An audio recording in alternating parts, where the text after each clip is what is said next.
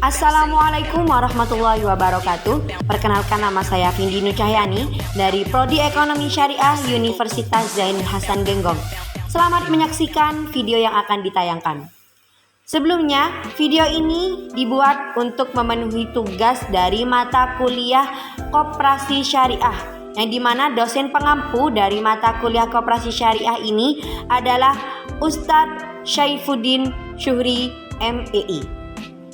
Sebelumnya, apa saja sih yang akan kita bahas pada mata kuliah Koperasi Syariah ini? Materi yang akan kita bahas adalah mengenai struktur dan susunan koperasi konvensional juga koperasi syariah.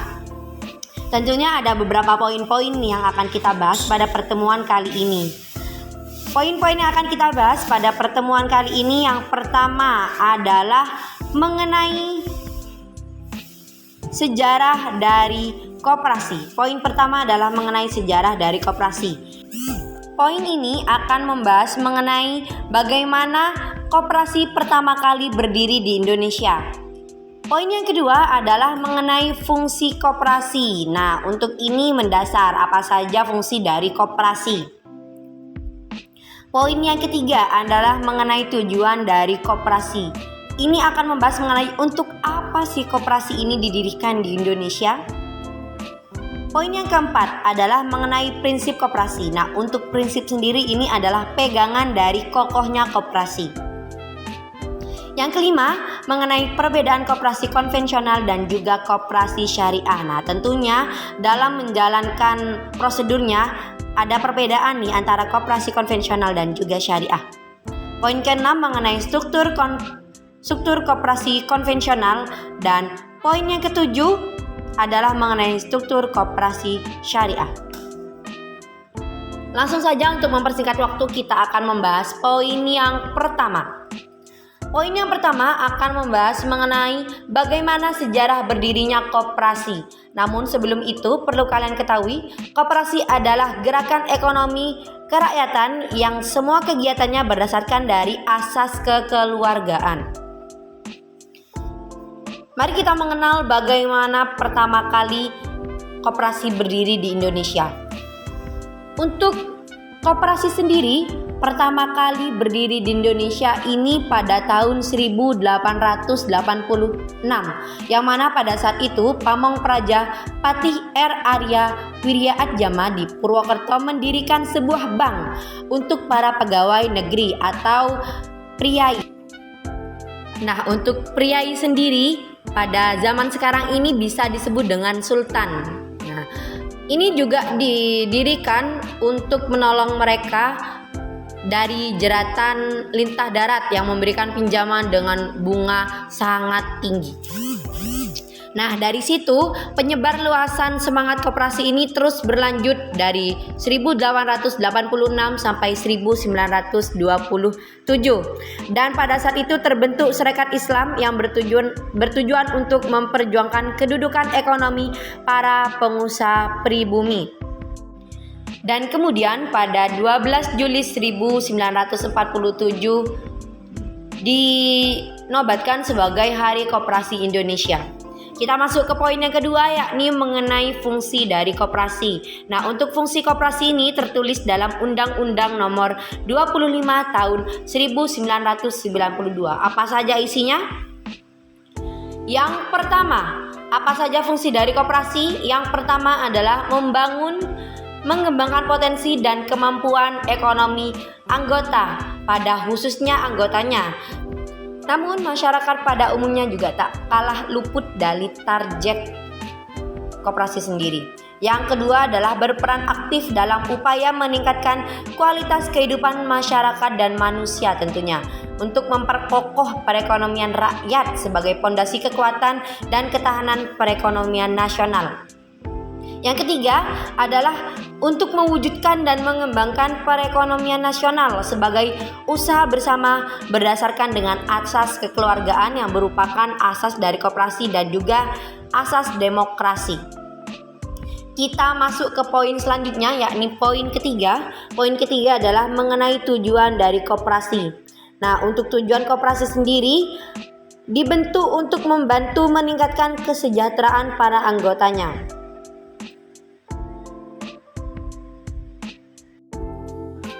Nah, tentunya juga koperasi ini memiliki peran untuk pemerintahan, untuk membangun tatanan perekonomian nasional.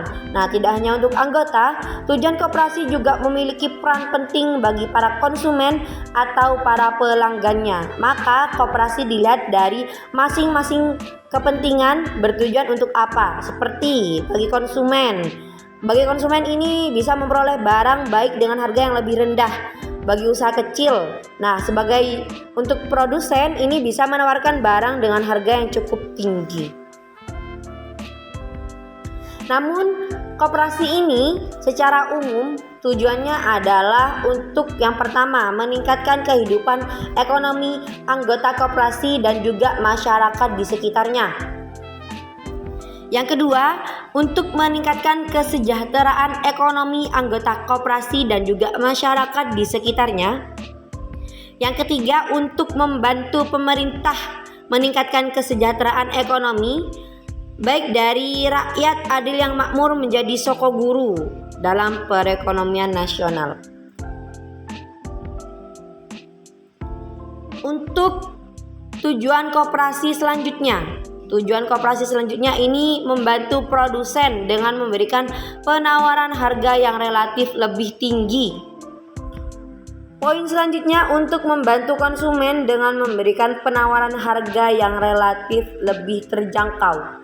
Dan poin yang terakhir, untuk poin yang terakhir ini adalah memberikan bantuan peminjaman modal kepada unit-unit usaha dengan skala mikro dan kecil, tentunya targetnya di pedesaan, karena untuk kota sudah tidak kecil lagi usahanya.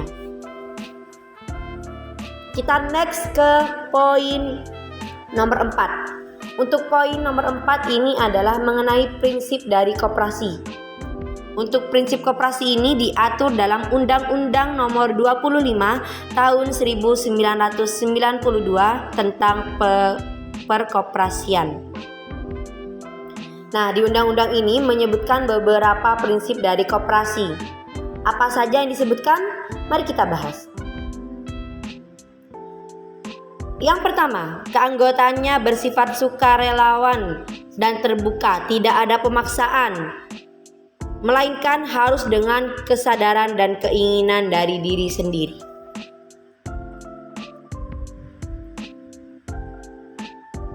Poin yang kedua, pengelolaannya dilakukan secara demokratis. Pengelolaan koperasi ini dilakukan atas kehendak dan keputusan semua anggota. Setiap anggota mempunyai hak untuk memegang dalam pelaksanaan menjadi kekuasaan tertinggi dalam koperasi. Pembagian SHU dilakukan secara adil. Ini koperasi bukanlah badan usaha kapitalis, sehingga SHU yang dibagikan kepada anggota bukan berdasarkan modal anggota tersebut, melainkan kontribusi jasa usaha yang diberikan kepada koperasi. Kita next kepada prinsip selanjutnya. Untuk prinsip koperasi yang selanjutnya, ini ada pemberian balas jasa atas modal yang ditanamkan pada koperasi. Maksudnya, prinsip ini mampu berdiri sendiri dalam pengambilan keputusan usaha dan organisasi ini. Agar koperasi dapat mandiri, peran serta anggota sebagai pemilik dan pengguna jasa sangat menentukan, karena pada hakikatnya prinsip merupakan faktor pendorong bagi koperasi untuk meningkatkan keyakinan akan kekuatan sendiri dalam mencapai tujuan. Prinsip selanjutnya ini mengenai kerjasama antar koperasi. Mengapa demikian? Karena kerjasama antar koperasi dimaksudkan untuk saling memanfaatkan kelebihan dan menghilangkan kelemahan masing-masing, sehingga dapat mencapai hasil akhir yang maksimal. Banyak keuntungan yang didapatkan jika kerjasama antar koperasi berjalan dengan baik. Misalnya, kerjasama dalam promosi hasil produksi, kerjasama dalam penetralisasi pasar, dan kerjasama dalam hal lain. Dari prinsip koperasi, kita beranjak ke poin selanjutnya, yang dimana poin ini akan membahas mengenai perbedaan dari koperasi konvensional dan syariah. Tentunya koperasi tidak hanya berjalan secara konvensional, namun juga secara syariah. Nah, keduanya ini bergerak dengan cara yang berbeda. Mengapa bisa dikatakan berbeda? Mari kita ulas apa saja nih bedanya. Yang pertama, prinsip dasarnya yang berbeda, karena pada koperasi syariah, prinsip yang dijalankan harus sesuai dengan konsep keislaman, sedangkan pada konvensional tentunya bebas. Yang kedua, sistem bunga keduanya berbeda, karena pada koperasi syariah menganut sistem bagi hasil, sedangkan konvensional dalam bentuk bunga. Selanjutnya, aspek pengawasan yang dilakukan berbeda, karena pada koperasi syariah bersifat kinerja dan pengawasannya itu syariah. Pengawasan ini akan memperhatikan kejujuran dan internal koperasi. Pada konvensional hanya kinerja saja. Penyaluran produknya juga berbeda, karena di koperasi syariah tidak mengkreditkan barang-barangnya, melainkan menjualnya secara tunai. Nah, untuk koperasi konvensional menerapkan sistem kredit dan pinjaman barang pada produknya. Yang terakhir adalah fungsi sebagai lembaga zakat, karena pada koperasi syariah menjadi zakat sebagai hal yang dianjurkan. Untuk koperasi syariah ini menjadikan zakat sebagai hal yang dianjurkan bagi para nasabahnya, karena koperasi ini juga sebagai lembaga ziswaf. Nah, sedangkan konvensional tidak menjadikan usahanya sebagai penyalur dari zakat.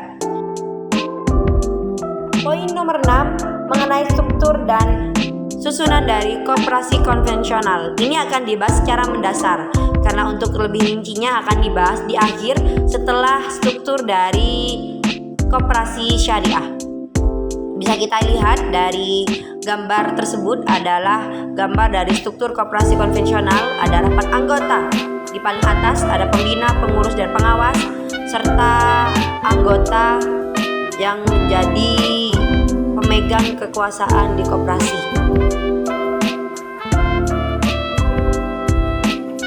The last materi ada struktur dan susunan dari koperasi syariah.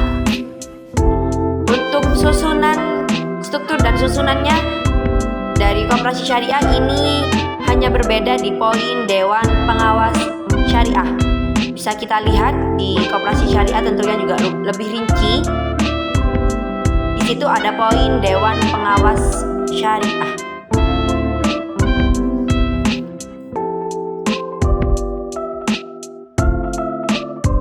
Kita rekap dan kita lebih rinci lagi apa saja keanggotaan dari koperasi konvensional dan koperasi syariah. Yang pertama, ada rapat anggota. Nah, perangkat koperasi ini adalah yang pertama, yaitu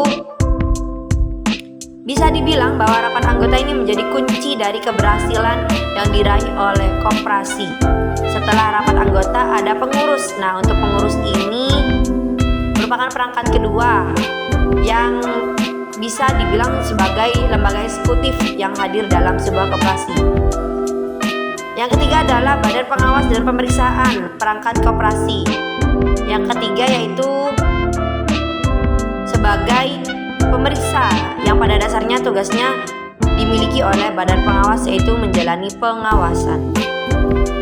Nah, poin ini akan membedakan konvensional dan syariah.